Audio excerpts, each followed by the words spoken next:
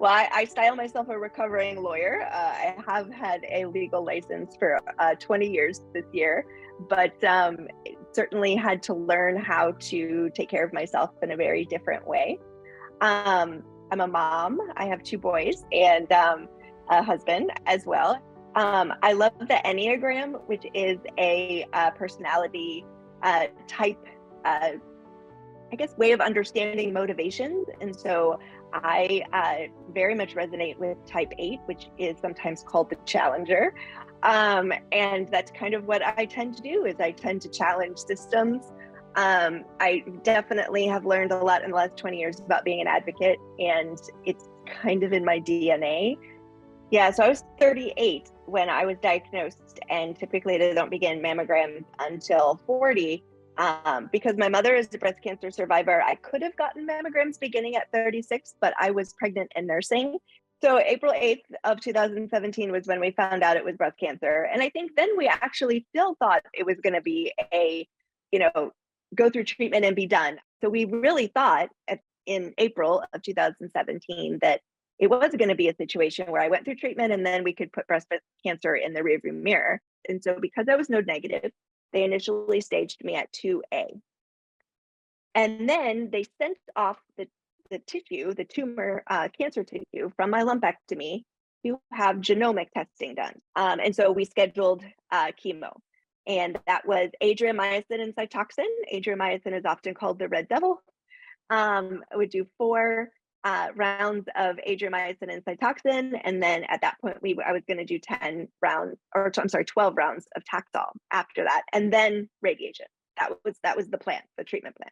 In June, I had my first chemo session, and my doctor called me the day afterwards and said, "There's something amiss with your blood work. We want you to do a bone scan and a CT scan." He brought us back into his office. He put his hand on my knee. He said, "Now you're stage 4. This is going to kill you." And that was extremely sobering. It was totally out of the blue. We had totally not expecting that. I had a 5 centimeter tumor in the middle of my right femur.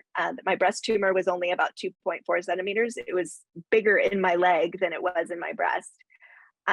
They were worried that my bone was going to shatter. And so my first thought after he said this was, my kids aren't going to remember me. They had turned 2 and 4 at that point.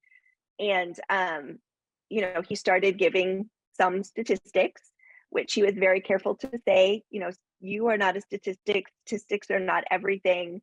I have patients that have been living for 10, 15 years with metastatic disease, but this is a serious situation. So our parenting style has always been to be as open and honest as possible with our kids on the correct developmental level.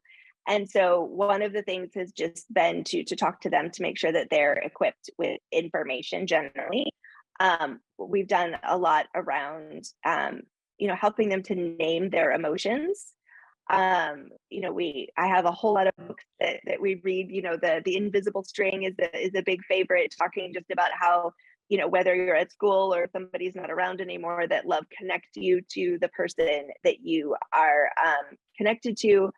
I think that one of the things I read when I was a new mom was just this concept of we're always the ones behind the camera, that we're always taking the pictures, that we're not often in the pictures. And that's for a lot of different reasons. But I have prioritized having regular professional photo shoots. So we do one for Christmas cards every year. And then, I've told my husband I don't want all the stuff for Mother's Day. I just want a photo shoot so that we have that record of them, of me being in their life.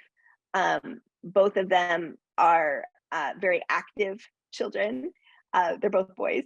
And I was always very active with them prior to my diagnosis. And so that was a huge change because I was on crutches and then a walker, a wheelchair, that sort of thing, especially after my leg surgery. And, energy is something that is not in short supply when you're in treatment. And radiation it makes you so tired as well. I had radiation to my legs and to my back, and so having to adjust to not being active with them, but find other times of connection with them. All the parenting stuff talks about how you're not going to be in your children's memories if you're not in their lives today. And because I've had the ability to have more time with them, because I'm not, working and running around and having a million to-dos, I've been able to be a lot more intentional in spending individual time with them, putting the electronics away.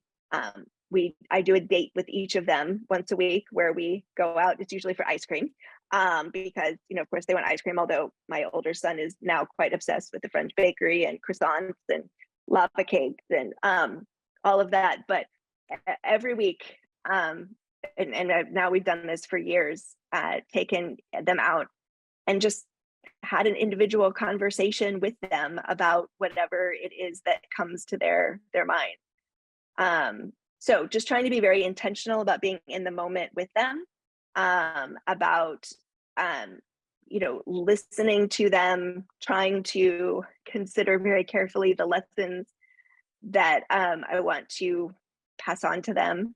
I also have memory boxes for them. So one of the ways that I've processed those things, like for instance, our niece got married and her husband was there dancing with his mom, and I about lost it because, of course, I immediately thought, I'm not going to be able to do that, because the likelihood of me being here, although we hope so, when they get married is low. And so, not going to be able to have that dance with my son at his wedding, either of them. And so what I have tried to do in terms of channeling that emotion, channeling that energy, is I sit down and write them a letter to open on their wedding day. So I have a box full of letters for different times, of cards for different times. I came across the list. I don't even know where I came across it, but I came across the list of like all the times that you want to hear from your mom. You come back home after your first, binge drinking, or wake up with your first hangover, break up with your girlfriend for the first time, buy your first car, all those milestones and moments that it is unlikely that I'll be here for those. I'm trying to have, a card for them to open, with my handwriting, with, my reassurances and those kinds of things. I think that the other thing that I'll say too is just I have realized over the last 5 years, not just with my kids, but with everybody, that you have to say the things that are important. You have to say that you love people. You have to say that you care for them. You have to verbalize those things, because we have no idea what's going to happen tomorrow. So many of my friends in the MBC community, once the cancer gets out of control, it's a very short time period between finding out there are no more treatments and death. I mean, we typically don't get a lot of time in hospice. I know I have friends in the last month that passed away, and they were literally went out of the hospital into home hospice, died the next day.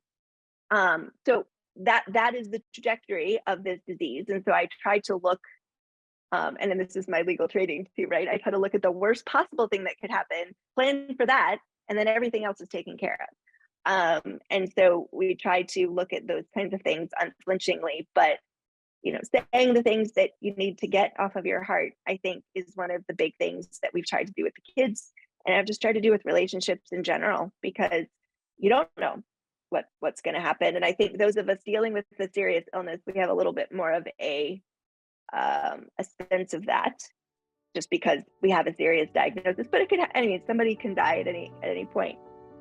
We also redid our trust. I am thankful that as a young professional, I got a good disability policy, private disability policy. I also signed up for probably more life insurance than I really needed to, but I practiced a little bit in personal injury, so people who get into car accidents. And ever since then, even though I despise insurance companies, I have every type of insurance you can think of, because I've seen what happens when you don't have the coverage, and it's a domino effect of losing the things that your house, your car, your job, etc., when something serious happens. And so thankfully, we had planned for that. And so we redid the trust that we have set up for the boys, because I think it became one, I was trying to protect the money from the evil stepmother. See, that it's still a theme. It's still something I think about. But also just thinking in terms of, if I'm not going to be around to help them figure out what to do with money, with, you know, these kinds of decisions. My husband's a banker. He's obviously very well equipped with that. But we have a few more restrictions on what they're going to be able to do with that money. You know, not being able to get the principal until they're at least 30 and things like that. So I just try to be very intentional about those things and about my legacy, about what I'm going to leave behind.